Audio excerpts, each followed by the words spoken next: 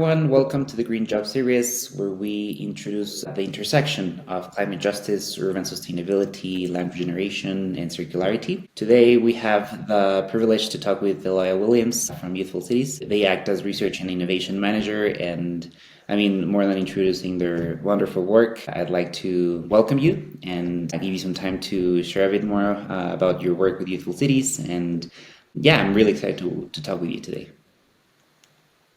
Hey everyone, so I'm Eloya, she, her. As Jose said, I'm a research and innovation manager at Youthful Cities. I'm here in Toronto, and personally, I feel very fortunate to have grown up in Toronto, particularly in Scarborough, because I got to visit the Scarborough Bluffs pretty regularly. So I got to be by water, I got to go on hikes and see wildlife and nature and be in green spaces there. So I've always had this really deep admiration and interest in the environment. So I feel very lucky in that sense. I first wanted to start by talking about Youthful Cities and what we do. So we created the 2024 Urban Work Index, and as part of this index, we assessed 30 Canadian cities on the best places for youth to live and work. So this index includes measures like affordability, public transportation, EDI, climate action, good youth jobs, and more. So I would say that for youth that are interested in climate work, I'd recommend that they look at cities that performed well on climate action, transportation, and the measure of good youth jobs. So good youth jobs, that includes positions that offer flexibility, supportive work culture, fair compensation and benefits, along with personal and professional growth opportunities. So when you have a look at the Urban Work Index, you'll see cities that scored well on climate action, and that includes Toronto, Vancouver, Montreal, Ottawa, Halifax, Victoria, and Charlottetown. And just as a reminder of when we're talking about climate action, I'm thinking about it in terms of the efforts that we take to mitigate climate change and its impacts and reducing greenhouse emissions, as well as adapting to the future of climate change. Examples of that within a city that can include more sustainable public transportation, reducing the amount of energy used in buildings, supporting more locally sourced products, and more renewable energy efforts too. So solar panel implementation could be an example of that. But yeah, overall, I would definitely recommend having a look at the climate action, the transportation, and the good youth jobs measures as part of the Urban Work Index if you want to have a look at where you might be able to find great jobs in climate work as a young person. Thank you so much for sharing all those recommendations. I think that this was the first time, at least I have seen a measure that really told the youth, okay, here are some of the attributes in these different cities across Canada that tell us how well and how fit they are for good green jobs for youth. So I think it aligns very well with other efforts that we have seen, such as the idea of a youth climate corps that is being talked about at the federal level. I was personally part of the BC Youth Climate Corps, and so I'm really happy to begin to see that beyond those clusters of efforts, there is this research ethos to continue advocating at this data-backed level of advocacy. Thank you so much for sharing more about Youthful Cities. I would like to spin a little bit our conversation to think more about what could be other factors that influence the decision of young people who are looking for climate job-friendly cities. And so I think that you mentioned already a few of the listed ones in the Urban Work Index, but can you talk a little bit more about what are the elements that were analyzed to come up with that? Like regarding the index measures itself. Yeah, So perhaps if not every young person is a researcher, and they're trying to align their skills and their background with the right city or the right industry, depending on where they are. Perhaps showing some of those recommendations based on the index methods and measures. well, we did survey young people in order to understand and gain the insights that are as part of the index. So we surveyed youth across like the different cities. We also conducted interviews with them just to gain a young person's perspective. And then in addition to that, there can be certain like data limitations when we're looking across cities to try to standardize what we're looking at. One recommendation I suppose we would have is improving data sort of transparency across cities. So when we're looking at maybe the climate action that different cities take on, if there's a way for them to really clarify the kind of measures that they take with regard to sustainability or contributing towards net zero targets so that people have a better sense of that, perhaps on city websites, a way for it to be more accessible and clear. And if there's perhaps a more standardized method for looking at that, because that was actually kind of a challenge that the Youthful Cities like data team was working on, which was standardizing the different climate action measures across the index. So perhaps an increase in transparency in that sense. Another thing that I was thinking about with regard to just like the lived experiences of young people in these cities, I'll think of the examples from our qualitative data, so in our interviews. We found that a lot of young people, when they were talking about what they would like to see improved in their cities with regard to kind of climate action and these sorts of efforts, was improved public transportation as well as more green spaces. They wanted more public spaces where people could convene. They wanted to see more mixed use of buildings and playful spaces, these kind of, as opposed to kind of more segmented cities. So I think this can be very helpful when we're thinking about like urban planning, for example, and sustainability efforts in that regard. And then also, for example, the cities of Vancouver and Montreal, we saw that young people there were very much aligned with the environmental factors there. So finding work that really aligned well with their values, so regarding social accountability, as well as supporting the environment, more green spaces, like these kinds of factors were very important to young people there. We saw that the highest percentage of youth interested in working in the green economy in the next 5 years were in Vancouver at about 20%. And then this was followed by Toronto, Moncton at around 19%, and then followed by Montreal. These were above the national average of about 14% of youth that are interested in green jobs and like aspirations with regard to these green jobs. So when we're thinking about what a green job means, I'm thinking about it from the perspective of a green job is something where your responsibilities are related to conserving, preserving, and restoring the environment, right? And that can range across a lot of different sectors. But a challenge for young people might be that it's not necessarily clear how to reach a green job unless you're coming from an environmental science background or something that's more related to that sector. But it is possible to transfer the skills that you have to different industries, and you can find careers within those different industries that align with climate action and green job values. So those kind of jobs, they can range from law, from finance, from data and research, from urban planning, architecture, skilled trades as a technician in different sort of environmental construction sort of fields, tech, nonprofit sort of work. And the way to find these kinds of jobs, I think we have to think about the youth side and the employer perspective on how to make that kind of work more accessible. So per advice from, say, the Canada Job Bank and that of the Green Career Centre, have a look at the descriptions that are in different jobs. Does the job call for particular environmental knowledge, like about different ecosystems? Does the job call for direct environmental benefit and positive impact in that sense? So are you going to be working in a kind of field where you're perhaps installing solar panels or you're working towards reducing energy, right? Like building energy, that kind of thing? Or is it a kind of job where you would be supporting sustainability in a particular sector, working towards like businesses, nonprofit organizations, corporations, and their sustainability goals?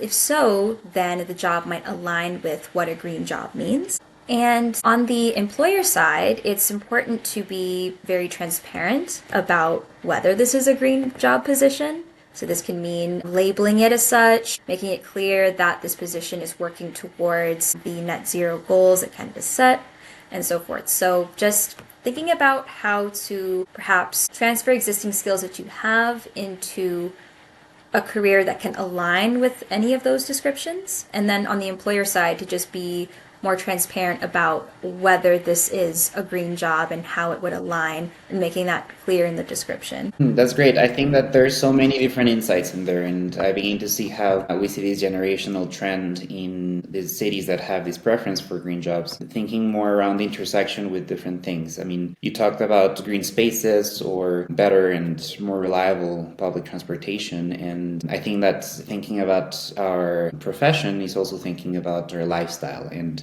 around the quality of life and around the relationship we have with the spaces where we are. And I found that really inspiring because I think that our generation, talking Gen Z or perhaps millennial, are really hyper aware of how connected is our work with the land. And I think that that's one thing that I get from what you're telling me. The connection with hands-on experience is super relevant. I mean, I've seen it, and I find that sometimes confusing because, I mean, as you mentioned, as employers need to be very responsible with how they present their jobs, and they're not only virtue signaling or, I mean, we are seeing increasing greenwashing regulations all over Canada. We are seeing this better map of where are the green jobs. But then at the same time, I think that what is helpful from this index is that right now, in many conversations with sustainability professionals, we're noticing that there is a lot of changes going on in the corporate sustainability sector, in the climate mitigation programs at government in different levels. And so the advice I've gotten has been to look for being adaptable and keep learning as things go changing. But at the same time, I feel it's sometimes hard because then, I mean, my personal experience was coming out from social sciences with a climate action focus degree and not knowing what were my skills and where could I place them. And so, what I'm hearing from you at least is that we need to be aware of our knowledge and we need to be aware of how that fits into the commitments, that being net zero or local climate plans. Perhaps there's all these different ways in which we can figure out where we fit in this green economy. Yes, and I think definitely the research that we've seen from Youthful Cities is that skills mismatch is a significant factor here when we're thinking about the context of the pandemic, we're thinking about the level of lost experience and lost skills. It can be difficult for young people to, for one, gain experience and also to even identify, okay, well, what are the skills that I need or that are important for me? And then what are skills that employers are looking for? There's still that valley that we're trying to bridge when it comes to assessing your own skills and then the skills that you think are going to be marketable and still ensuring that you can adapt, like in this highly competitive work environment. So I think it'll definitely take some time, but I absolutely do believe that improving the data transparency around like what kind of careers count as green jobs and thinking about the values within those green jobs is that it goes across industries, across sectors. It shouldn't be as insular or people thinking that it's just one pathway or it requires this particular background. Perhaps there's so many different avenues to apply in order to work somewhere that aligns with like the climate action values of young people, like of our generation.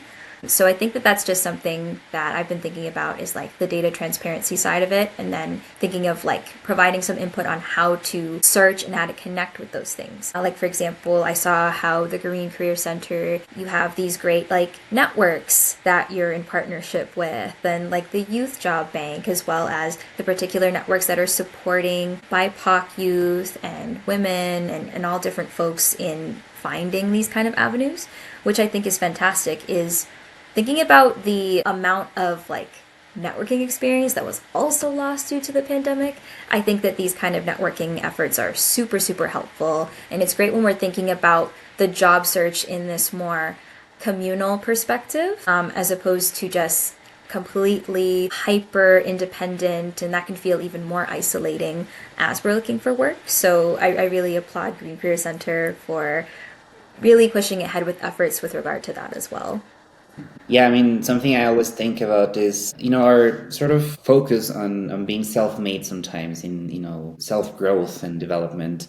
And something that I think that we have to begin to advocate for is being community-made and really relying on our networks and on the relations that we nourish and we nurture in a way that we all advance in this process of being positive impacts and in this impact first economy, in this green economy and transition that we need to see the relationship we have with ecosystems and with our systems at government and private sector be more aware and responsible, and not only through the old school way that we have done things, which has been through merit-based systems and these more individualized ways of performing our work, but as you mentioned, how do we begin to envision more equity lenses and providing more opportunities to disproportionately affected communities, or perhaps the movement that has been incorporating BIPOC at every level of policy and of strategy. So yeah, I think that's.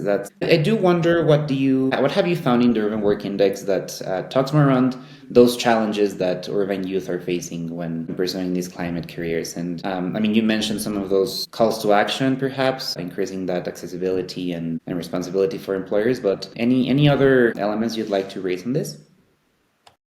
Like with what we've seen in the Urban Work Index. So I was thinking definitely an aspect that is very important for young people to have a look at is, although we've seen particular cities that do well with regard to climate change, EDI, good youth jobs, even transportation, the aspect of affordability is always the most critical piece. I think when we're looking at cities, right? Like for example, Toronto, Vancouver, and Montreal, they scored in the top for the Urban Work Index, but of course those cities also face some challenges when it came to the affordability aspect of them. I believe Montreal is the most affordable of those top three, but it's just something that I think as young people, we always have to keep in mind when we're navigating looking for somewhere to work. It's always just that piece, which I think is a continuously added challenge. Yeah, absolutely. I think that when we begin to think about what politics are telling us, polls and elections, you see the desperation of the public in how am I going to become this climate advocate, this climate activist, solutionist, all of these different things. The climate champion etiquette is the one that always gets to me.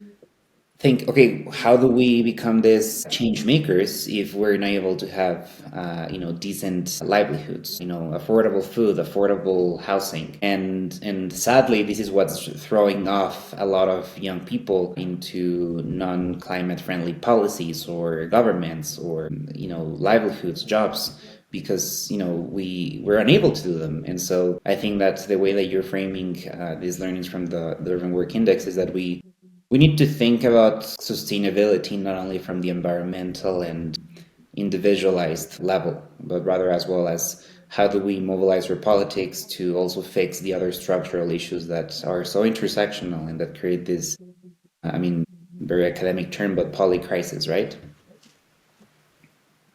Absolutely, yes. I always try to think about it with regard to the interplay of the systemic level and then thinking about, well, as individuals living within the system, what is it that we can do? Because, sure, when we're thinking about youth upskilling or youth job searching, it's always wrapped within the structural inequalities that we're finding within these cities, within these policies. We're thinking about the affordability crisis and the housing crisis and the kind of internalized capitalism that can come out of that, and then still striving to ensure that we're maintaining our values when it comes to the environment and social accountability, which is something that I found so interesting in our interviews with young people, is that as part of our generation, we're less likely to want to compromise when it comes to that piece, when it comes to a social accountability. We want to hold more organizations accountable beyond performative platitudes. We want to look at, well, what are the practices that this actual workplace is offering when it comes to the equitable piece, like when we're thinking about the living wages aspect, or we're thinking about the commitments that these companies have to sustainability. Like how are they making that actionable, which I think is always very important. And I think it's a very critical aspect of the generational shift. I think it's a big part of why we highly value flexibility and work life balance and these kind of hybrid positions that can enable us to really have more of that work life balance and then dedicate ourselves more to these kind of causes and work that aligns more with these values. So I think there definitely has been a very important, impactful generational and cultural shift where we're also promoting these community values as well. Because that's the other piece that I find so interesting when we're looking at good youth jobs is it's like while we do highly value these hybrid kind of positions, we are still searching and highly valuing our communities. And within these communities, we're able to convene and we're able to mobilize. We can take action, or we can just have these really important bonds and meet people that where our values like align. So those are all different factors that I think about when I consider like a thriving, youthful city. And of course, making it more affordable as well. That's great insights. I think that debunking a lot of those assumptions we make on generations and also the nuance, because while we may want to have this more flexible work settings and we're not as compliant perhaps with some of the sacrifices that I always hear it from siblings or from older generations that they just say like, okay, well that's just work, that's the culture that we have.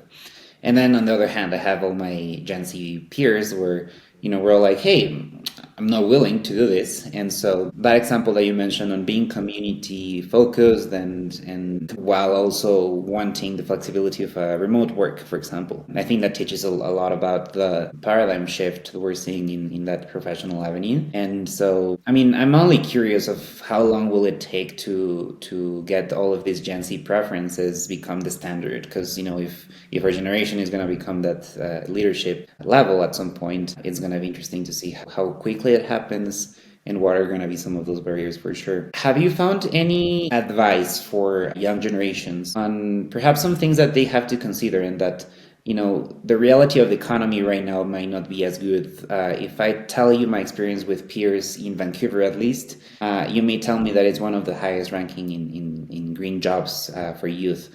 But at the same time, I feel like it's very competitive. Many of my friends, including myself, took months, if not over a year, to get a job. And in many of these instances, it's part-time work that we get, contract work.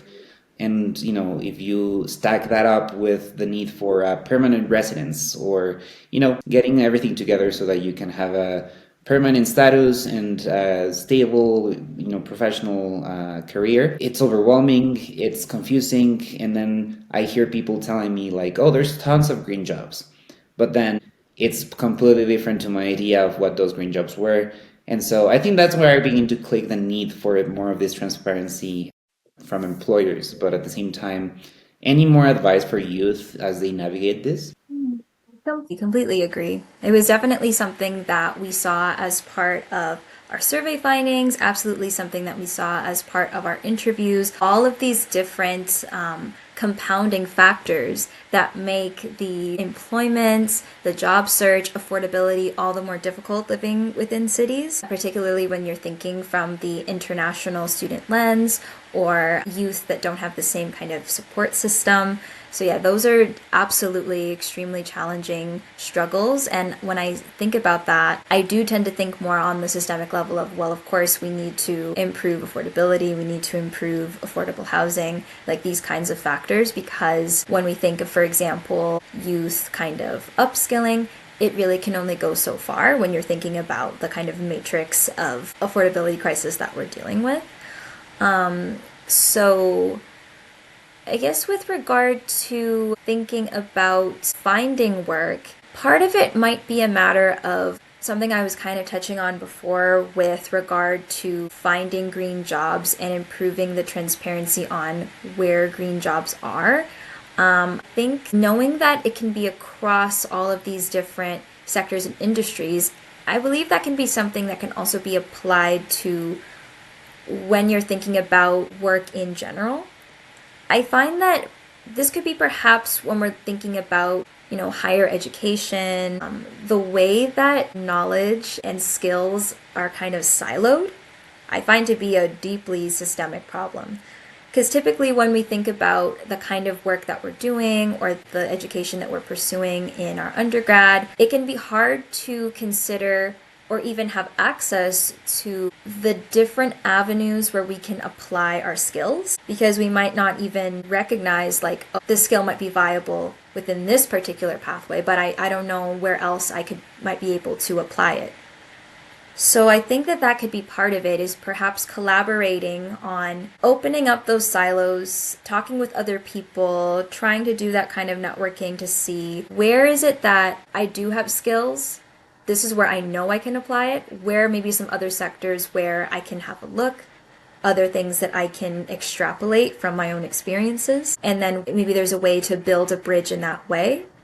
Because I think I'm thinking about, even in my own experiences, the knowledge that we get has often become so specialized and can often become so insular. It can seem hard to be able to even bridge across and to consider that I can actually find an avenue here from what I already have. And then maybe that can hopefully democratize the search a little bit more. It's like having those conversations with people that might know things that you don't, and then seeing if you can expand out in that way. And then that would just be on top of, like, the deeper systemic work that has to be done with regard to easing a lot of the pressure from even, like, the job market being so competitive. That could just be what I'm thinking of now. I think this is really great advice. I love how you have both the systemic call to action and as well the down to earth small scale individual advice. And so I think that's a perfect way to end our conversation over here. Do you have a message to share with the public where they can find the Urban Work Index, what else is happening at Youthful Cities, and if they can get involved? Absolutely. So if you are interested in the Urban Work Index, please have a look at Urban Work Index and then Youthful Cities. You'll see a link for Youthful Cities, but then there's also the Youth Data Lab. I highly, highly recommend you check out the Youth Data Lab. It is amazing. There is a beautiful heat map with all of the different scores, so you can have a look at climate action, affordability, EDI, so much more across the 30 different Canadian cities. We have a chatbot, we have a lot of great visualizations, so highly, highly recommend that you check the Urban Work Index out. We are currently continuing our work on youth employment, but we are also having a look at more affordable housing solutions for youth as well. So please stay tuned.